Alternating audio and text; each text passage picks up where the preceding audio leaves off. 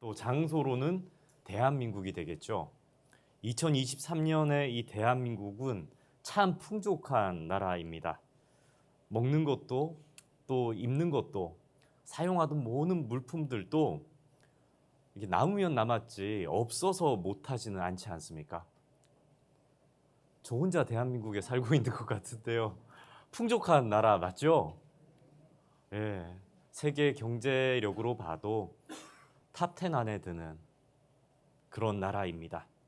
하지만 우리는 이렇게 풍족한 환경 속에서 좀 만족하면서 살아가고 계십니까? 다들 좀 행복하십니까? 이 질문에는 서로 다른 대답이 있을 수도 있겠습니다.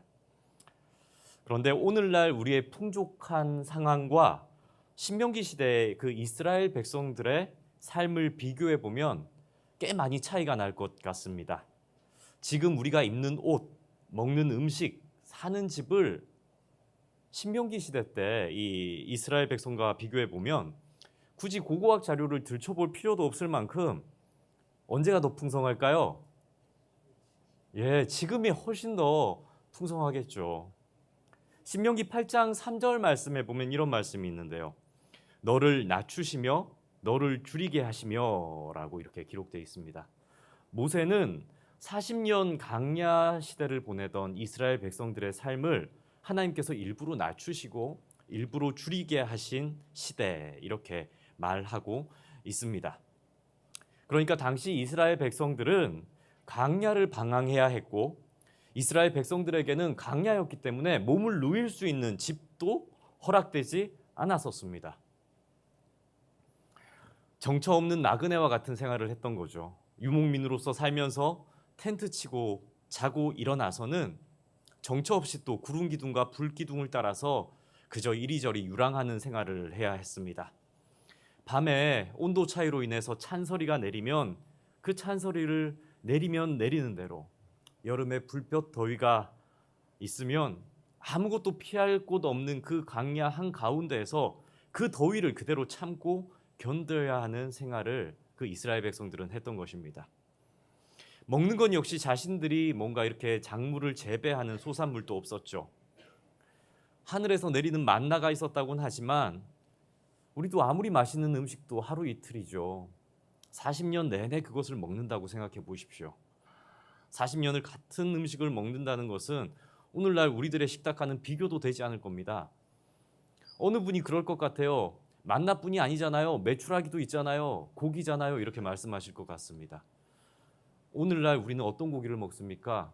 소고기, 돼지고기, 닭고기, 말고기, 오리고기, 염소고기, 사슴고기, 고기 종류도 이루 비교할 수가 없을 만큼 우리는 풍족한 시대를 살고 있는 것이죠. 옷과 신발 역시 오늘날 우리와는 이스라엘 백성들과는 비교가 되지 않을 겁니다. 이스라엘 백성들은 몸을 보호하기 위해서 옷과 신발을 신었을 것입니다. 하지만 오늘날 우리는 몸을 보호하기 위해서 옷과 신발을 고르십니까? 어떻게 보호 장비를 착용하고 오셨나요? 아니죠. 우리는 어떻게 합니까? 못도 부리고 종류도 여러 가지 고르기도 하고 또 상황에 맞춰서 기능성 옷을 여러 벌 가지고 있기도 합니다.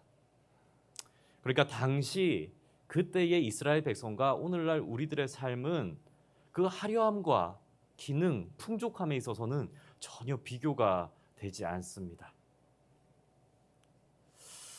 그러면 지금 우리가 누리는 것들이 더 화려하고 풍성하다고 해서 이 광야에서 살아가던 이스라엘 백성들보다 더 행복하다고 말할 수 있을까요? 이 이스라엘 백성들보다 우리들은 더 행복한 삶을 산다고 자신 있게 말씀할 수 있으십니까? 이스라엘 백성의 40년 광야 생활은 부족함과 고생길 그 자체입니다. 그런데 모세가 신명기서 이 말씀을 통해서 백성들에게 하는 말씀을 보면 모세는 40년의 광야 여정을 너희에게는 부족함이 없었느니라 라고 얘기합니다. 왜 이런 말을 하는 걸까요? 오늘날의 시선으로 보면 부족함 투성이일 텐데요. 왜 이런 말을 할까요? 그 이유를 모세는 앞구절에 이렇게 기록하였습니다. 내 하나님 여호와께서 이 40년 동안을 너와 함께 하셨으므로. 우리 다시 한번 신명기 2장 7절의 말씀을 다 함께 봉독하시겠습니다. 내 하나님 여호와께서 내가 하는 모든 일에 내게 복을 주시고 내가 이 큰 광야에 두루 다님을 알고 내 하나님 여호와께서 이 40년 동안을 너와 함께 하셨으므로 내게 부족함이 없었느니라 하시기로. 아멘. 모세는 40년 동안 하나님이 함께 하셨기 때문에 그 열악한 상황에서도 부족함을 느끼지 못했다라고 말하는 것이죠. 이 말씀을 통해서 성도인 우리가 깨닫게 되는 것이 있습니다. 우리 인생의 충만과 부족함, 만족과 불만족, 행복과 불행의 기준은 무엇인가 하는 것입니다. 성경은 우리에게 말씀하고 계십니다. 하나님의 임재를 경험하고 하나님과 동행함을 느끼는 사람은 가진 것이 없어도 족하다. 모든 것을 소유하여도 하나님께서 나와 함께하고 계심을 느끼지 못하는 사람은 늘 부족하다, 늘 허무하다. 이렇게 성경은 우리에게 그 기준점을 제시해 주시는 것이죠. 성경이 가르쳐 주시는 족함과 부족함의 차이는 사람이 무엇을 먹고 무엇을 마시고 무엇을 입는가, 어디에 사는가 여기에 달려있지 않다는 것입니다. 성경이 가르쳐 주시는 족함과 부족함의 차이는 하나님과 나와의 관계에 있다는 것입니다. 하나님이 나와 함께 하시는지 아닌지, 내가 하나님을 바라보는지 아닌지에 달려있다는 것이죠. 신학대학교 동기 중에 캄보디아 선교사로 나간 신대원 동기, 예전에는 목사님이었는데요, 지금은 선교사가 있었습니다. 최원일 선교사라는 분입니다. 그는 부산 출신인데요, 부산 영락교회라고 작은 교회에서 신앙생활을 했었답니다. 2005년도 그의 나이 25살에 캄보디아 단기 선교를 다녀왔었는데 이상하죠? 캄보디아 사람이 그 영혼이 너무 마음에 들어오고 그 영혼이 너무 사랑스러워 보이더라는 겁니다. 그때부터 캄보디아 언어를 배우고 선교를 준비하다가 2008년도에 이제 신대원에 들어온 겁니다. 신학교를 다니면서도 그 친구는 참 특이했었는데 평일에도 다른 사람들은 다 신학 공부 열심히 하는데 아르바이트를 했습니다. 패스트푸드점에서 아르바이트를 했었는데 왜 그렇게 하느냐 이렇게 얘기했더니 말을 안 하고 웃었어요. 근데 나중에 알았습니다. 그렇게 주중에 열심히 일한 돈으로 캄보디아 앞으로 자기가 갈 곳이라고 캄보디아 교회 한 군데를 이렇게 후원하고 있었습니다. 벌어봤자 얼마나 번다고 그걸 벌어서 후원하고 있었던 거죠. 목사 한 수를 받고는 대형 교회에서 좋은 대우를 받으면서 안정된 가정도 꾸렸습니다. 결혼도 했죠. 그런데 선교 훈련을 받고자 해서 이제 2년 동안만 이렇게 있었던 것인데 선교 훈련 2년 받고는 그것을 마치자마자 그는 한국 땅에 아무런 미련을 두지 않고 척박한 땅 캄보디아로 훌쩍 떠나버렸습니다. 그게 2017년도 일입니다. 사진 한번 보여주시겠습니까? 예, 저 친구예요. 캄보디아 사람들과 구분이 되지 않나요? 예, 모자 쓰고 있는 친구인데요.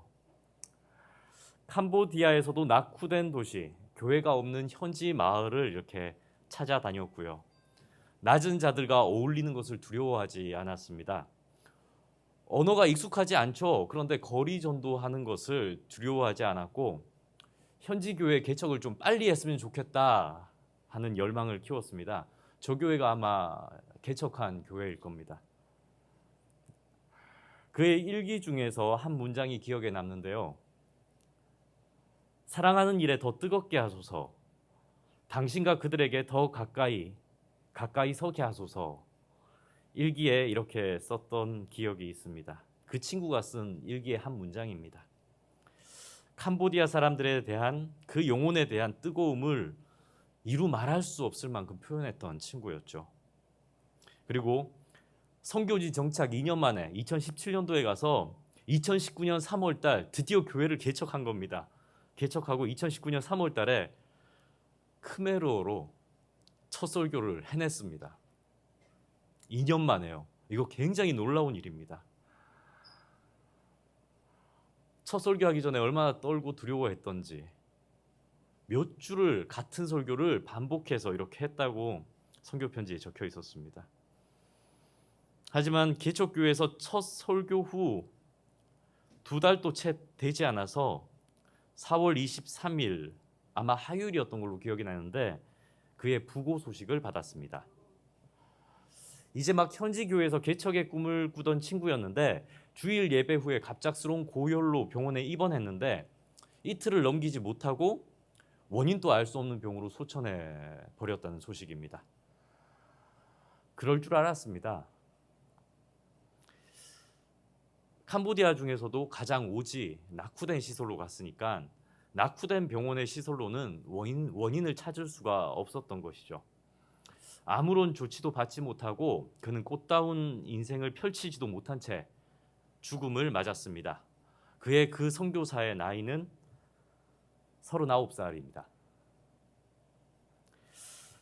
그가 만약 한국에 있었다면 혹 그때 좀 한국에 들어왔더라면 의료시설이 잘 구비된 이곳에서 죽지 않았을 거라는 생각이 들었습니다. 하나님이 원망스러운 건 저뿐만은 아니겠죠. 하나님 어떻게 그럴 수 있습니까? 선교를 위해서 그가 감당했던 삶의 불평과 그 수고를 모르십니까? 한국 땅에 있었다면 당연히 누려야 하는 어떤 것들도 다 포기하고 오히려 불편한 곳으로 가지 않았습니까? 이렇게 빨리 데려가실 거면 좀 럭셔리한 캄보디아에서 지내게 하시죠 하는 원망의 기도가 들었습니다. 그 마음으로 힘들어서 그 친구를 생각하다가 선교 기간 동안 보냈던 그 친구의 선교 편지들을 이렇게 읽어봤습니다. 근데 이상하죠? 모든 시설이 한국과는 비교할 수 없는 낙후된 그곳에서 그가 보냈던 편지의 내용들은 불평이 없었습니다. 다 감사였습니다. 아주 작은 것, 한국에서는 조금만 하면 다 얻을 수 있는 것을 거기서 얻었다고 환호성을 질렀고 모든 일이 하나님의 은혜라고 이렇게 기록되어 있었습니다. 뭐가 그렇게 좋았을까요? 심지어 불편을 감수해야 하는 모든 상황이 그의 편지 속에는 하나님하고 동행하고 있으니까 다른 것은 보이지 않는다는 그러한 글이 적혀져 있었습니다. 하나님이 함께 하심으로 불편하지만 행복하다는 삶의 내용이 그 친구의 편지 속에는 담겨 있었습니다. 왜 그때는 몰랐을까요? 여호와는 나의 목자시니 내게 부족함이 없으리로다. 그가 나를 푸른 초장에 누이시며 쉴만한 물가로 인도하시는도다. 내 영혼을 소생시키시고 자기 이름을 위하여 의의 길로 인도하시는도다. 이 성경 구절의 내용이 그의 삶의 언어로 그의 일상의 내용들로 선교 편지에 흘러 넘치고 있었습니다. 저는 그 친구의 죽음을 하나님께 원망할지라도 그 최원일 선교사는 하나님 나라에서 자신의 죽음조차도 어쩌면 감사하고 있겠구나 하는 생각이 들기 시작했습니다. 아마 그럴 것 같습니다. 현실을 살아가는 우리들은 감사와 만족의 기준을 어디에 두고 살아가고 계십니까? 세상은 소유의 많고 적음이나 건강한가 아닌가, 외모가 어떠한가, 혹은 능력이 어떠한가, 아니면 내 마음대로 세상을 이리저리 휘어잡을 수 있는 능력이 나에게 있는가, 이것으로 행복의 기준을 둘지 모르겠습니다. 하지만 성경은 우리에게 분명히 말씀으로 가르쳐 주십니다. 내 하나님 여호와께서 이 40년 동안을 너와 함께 하셨으므로 내게 부족함이 없었느니라. 모세는 지난 40년 동안 그 힘든 광야 생활 중에서도 하나님이 동행해 주셨으므로 우리 이스라엘 백성들에게는 부족함이 없었다라고 확신 있게 말씀합니다. 지금 여기 있는 우리들은 하나님을 믿는 성도들입니다. 우리는 풍족한 이 땅을 살아가시면서 어떠하십니까? 세상에 어떠한 사람들은 하나님이 없어도 세상은 잘 돌아간다고 생각합니다. 바로 무신론입니다. 더 이상 하나님의 존재가 필요 없다는 생각이 팽배하죠. 뉴스를 한번 보십시오. 미래의 먹거리는 반도체와 화학 분야, 여러 가지 로봇 기술이나 청사진들을 제시하지만 하나님을 의지해야 이 세상이 돌아간다고 말하는 뉴스는 보지를 못했습니다. 기도하지 않아도 잘 먹고 잘 살아갈 수 있다라고 수많은 인류는 생각합니다. 눈에 보이는 것, 손에 잡히는 것, 당장 입에 들어가는 것만을 생각하는 이 세상은 거기에 집착하다 보니 정말 참 많이 화려하고 참 많이 부유해진 것도 사실입니다. 하지만 풍성해지면 싸울 일이 없어야 할 것 같고 불안해할 일이 더 없을 줄 알았는데 이상하죠. 세상은 더 싸우고 더 불안해합니다. 이 세상은 점점 더 악해져 갑니다. 부유하면 부유해질수록 사람들은 더 남을 배려하는 여유를 잃어갑니다. 얼마나 그렇게 급한지. 가지면 가질수록 더 가지려고 하는 욕망에 사로잡혀 버리고 맙니다. 오히려 더 가지지 못한 것에 대한 박탈감, 허무함, 공허함만이 온통 세상을 가득 덮고 있는 것 같습니다. 오늘 또 뉴스를 보고 왔는데요. 위정자들의 거짓, 그것을 고소하는 어떠한 사람들, 그리고 불의로 뒤덮인 개인사들이 낱낱이 까발려지고 있습니다. 존경할 사람들이 없는 세상, 존경받을 만한 인물은 보이지 않고 온갖 탐욕에 뒤덮인 사람들이 눈엔 보이기 시작합니다. 화려한 삶을 살 것 같은 연예인들, 화려한 외모를 가졌지만 자살 소식은 해마다 끊이지 않습니다. 재벌 3세들 풍족한 재산을 가졌음에도 그들은 마약 중독에 길들여져 있다는 기사는 연일 보도되고 있습니다. 다 가진 것 같은 세상 사람들의 삶은 왜 이렇게 비참할까요? 결코 세상이 주는 것으로는 사람이 만족하며 살 수 없기 때문입니다. 세상이 주는 것으로는 아무리 채워도 채울 수 없는 공허가 뻥 뚫린 가슴이 사람들의 마음속에 있기 때문입니다. 전도서 3장 11절에 보면 이러한 구절이 있습니다. 우리 함께 읽겠습니다.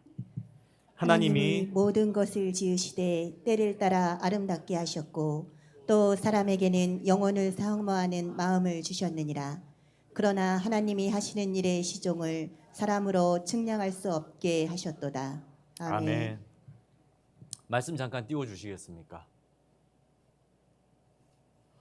이처럼 영혼을 사모하는 사람의 문제, 영혼을 사모한다고 기록되어 있지 않습니까? 이 영혼을 사모하는 사람의 문제는 사람이 스스로는 해결할 수가 없는 문제입니다. 영혼을 추구하는 이 마음은 하나님께서 우리에게 들어오셔야 충족되는 것이지 세상이 주는 것으로는, 소멸하는 세상의 것으로는 채울 수 없다는 얘기입니다. 그래서 철학자 파스칼은 이런 말을 했습니다. 모든 사람의 마음에는 하나님이 만드신 하나의 공간, 즉 공백이 있다. 이것은 어떠한 피조물로도 채울 수 없고 오직 예수 그리스도를 통하여 하나님만이 채워주실 수 있는 공백이다. 이런 말을 했습니다. 인간 속에는 하나님께서 만들어 놓은 공백이 있다는 것입니다. 하나님께서는 우리 인간의 마음속에 텅 빈 공간 하나를 만들어 두셨다는 거죠. 이것은 사람이 아무리 채워 놓으려고 해도 채울 수 없고 하나님께서 예수님을 통해서 우리 사람들에게 채워줄 수 있는 것이다. 말씀을 통해 가르쳐 주시는 것이죠. 알 수 없는 허무함, 허전함을 느낄 때 여러분들은 무엇으로 그것을 채우고 계십니까? 공허함을 느낄 때 여러분들은 무엇을 하십니까? 우스갯소리로 하나도 안 웃긴데요. 드라마는 나의 목자시니, 해외여행은 나의 목자시니. 하나도 안 웃기시죠? 잘 키운 내 자식은 나의 목자이니, 건강이 나의 목자이니.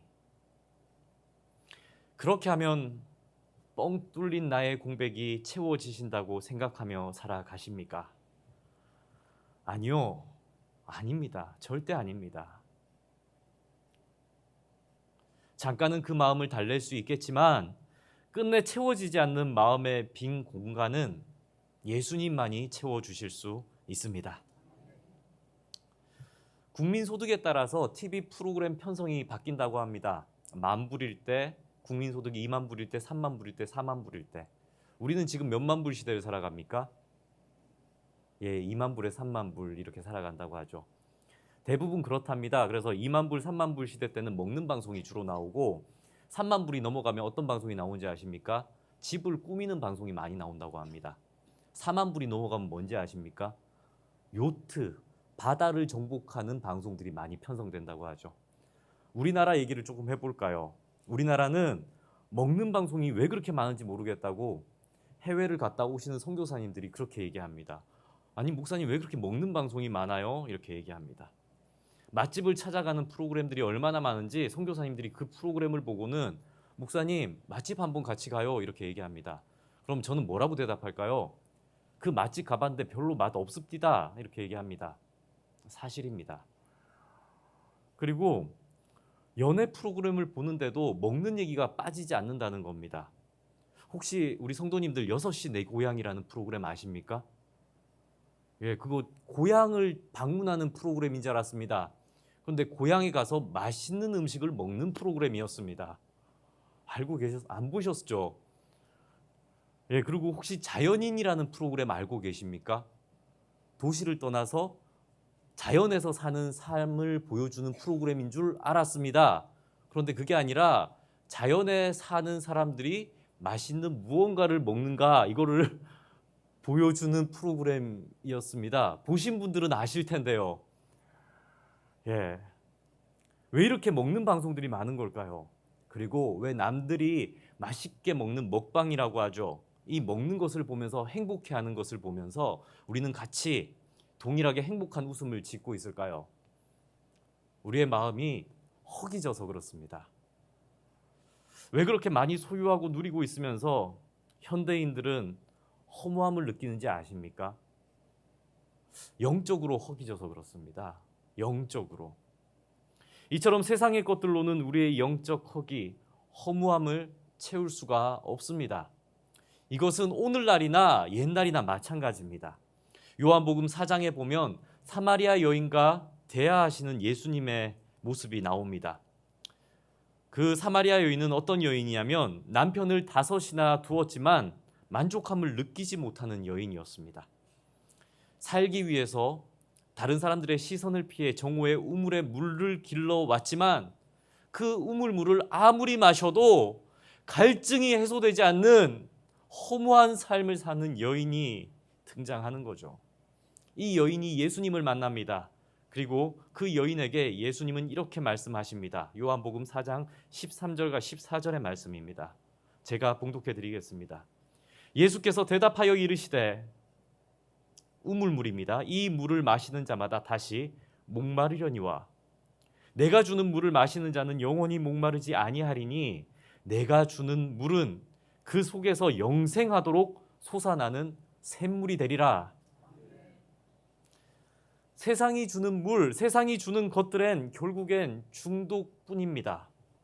누가 중독을 원하는 사람이 있습니까? 없습니다. 아무도 세상의 것에 길들여지고 중독되길 원하는 사람들은 없죠. 허무할 때마다, 공허할 때마다 그것을 하다 보니 세상이 주는 그러한 것에 중독된 것입니다. 그런데 중독되고 나니 계속 그걸 해야 기쁜 줄 알고 계속 그걸 가져야 행복할 줄 아는 어리석어지는 삶을 살게 되는 것이죠. 그리고 그 중독의 끝은 허무일 뿐 아니라 그 허무의 심연에는 멸망이 도사리고 있습니다. 밑 빠진 독에 물을 붓는 것과 같은 끝도 없는 공허의 세계로 세상은 우리를 이끌어 갑니다. 앞으로 우리가 살아갈 세상에 하나님이 계시지 않는다면 마셔도 마셔도 갈증이 해소되지 않는 욕망망이 가득한 지옥이 바로 이 세상이 될 것입니다. 풍족하면 뭘 합니까? 남아 돌면 뭘 합니까? 아무리 가져보면 뭘 합니까? 하나도 행복하지 않은데요. 우리는 이러한 공허를 무엇으로 채울 수 있을까요? 예수 그리스도이십니다. 영적인 갈증, 영적인 목마름, 영적인 외로움, 영적인 슬픔, 영적인 공허는 예수 그리스도의 그 십자가 보혈을 깨달을 때에 우리의 마음에 참 평안을 채워 주십니다. 하나님을 알게 되면 하나님 앞에서 내가 누구인지를 알게 됩니다. 하나님을 깨닫게 되면 우리의 영혼의 공고함이 보이기 시작합니다.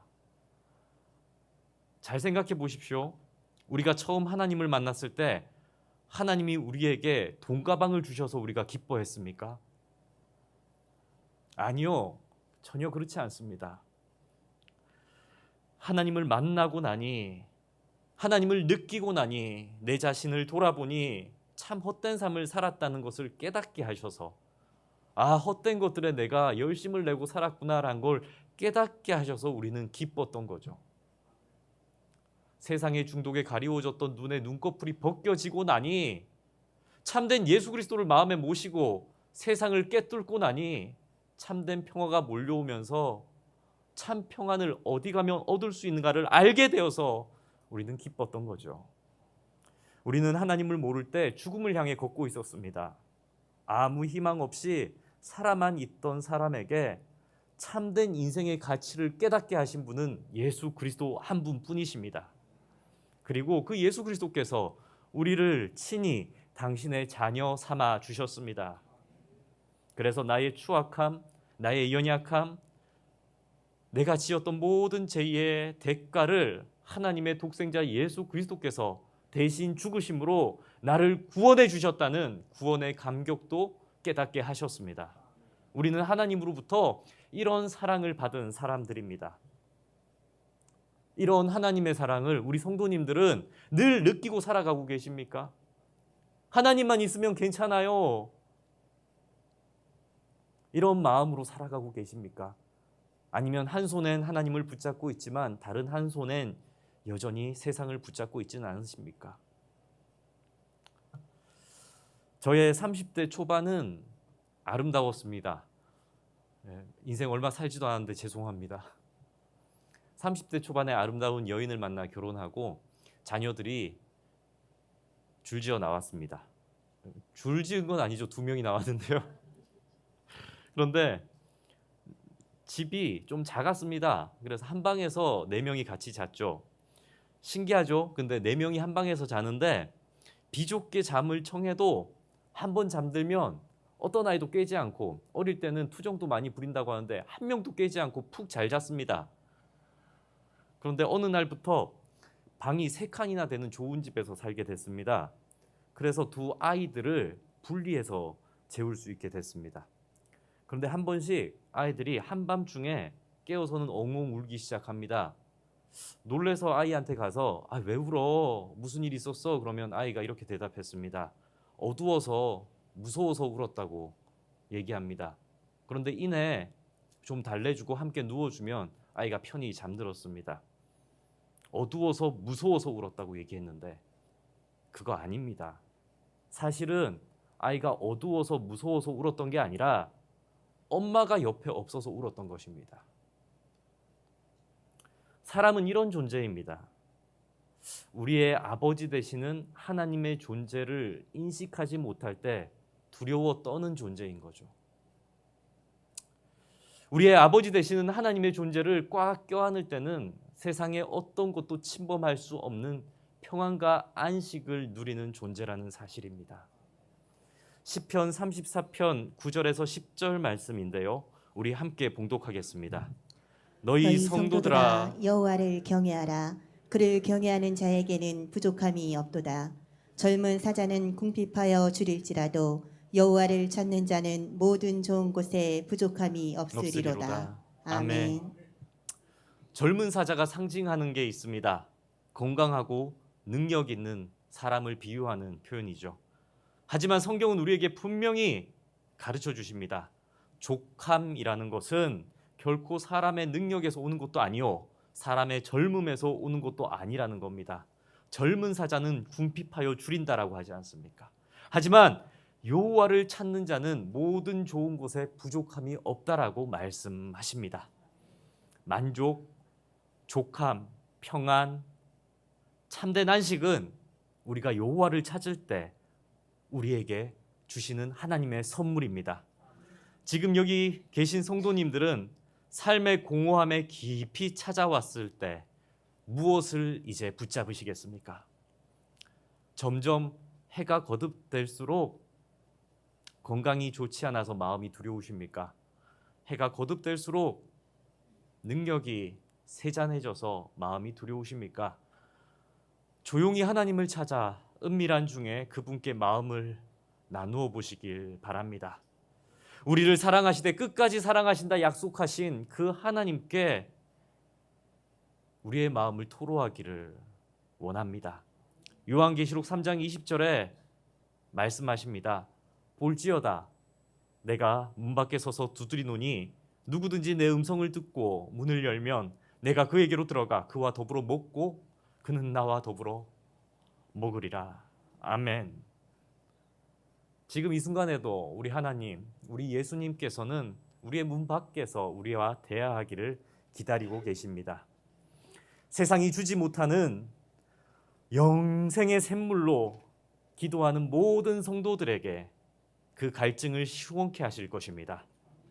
사랑하는 성도 여러분, 우리 예수 그리스도를 믿으시되 잘 믿으시는 성도님 되시기를 축복합니다. 우리 세상 끝날까지 하나님을 믿되 하나님 한 분만으로 만족하는 저와 성도님들 되기를 주님의 이름으로 축복합니다. 이 시간 함께 찬양하길 원합니다.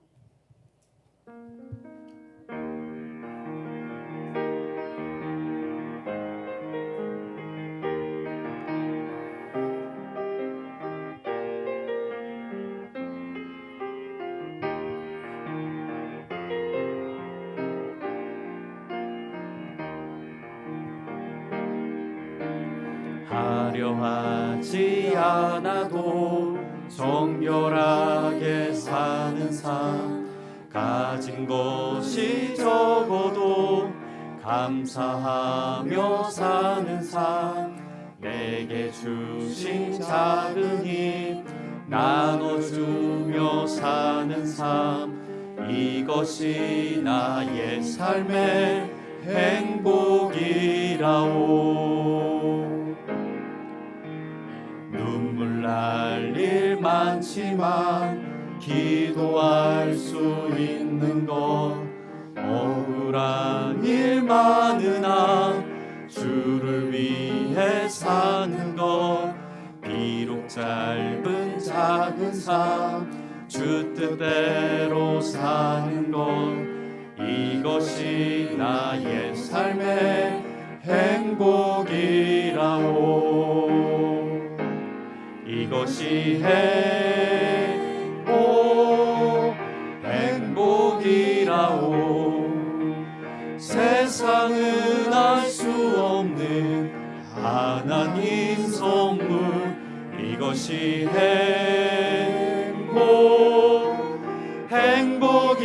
행복이라오. 하나님의 자녀로 살아가는 것, 이것이 행복이라오. 이것이 행복이라오. 이것이 행복이라오. 세상은 알 수 없는 하나님 선물, 이것이 행복이라오. 하나님의 자녀로 살아가는 것, 이것이 행복이라오. 기도하시겠습니다. 하늘에 계신 하나님 아버지, 저희는 세상의 두 발을 딛고 살기에 저희의 두 눈은 항상 세상의 화려함을 볼 수밖에 없기에 점차 세상에 물들어갈 수밖에 없는 연약한 죄인임을 불쌍히 여겨 주옵소서. 하나님의 말씀을 통하여 힘을 얻고 예수 그리스도를 찾아가 기도함으로 삶의 평안을 얻기를 간절히 원하나이다. 세상의 헛된 것을 구하지 않고 하나님 주시는 참된 평안과 기쁨을 누리길 원하나이다. 주여, 이 시간 우리의 마음속에 찾아와 주셔서 하나님 주시는 영적 평안과 영적 만족을 누리게 하여 주옵소서. 세상을 살며 신음하며 고통하는, 그래서 기도하는 삶의 어려움 또한 있습니다. 주여, 기도할 때마다 그 기도에 위로하시며 성령 충만함으로 응답받는 저희들 되게 하여 주옵소서. 이 모든 간구 우리 주 예수 그리스도의 이름으로 기도드립니다. 아멘.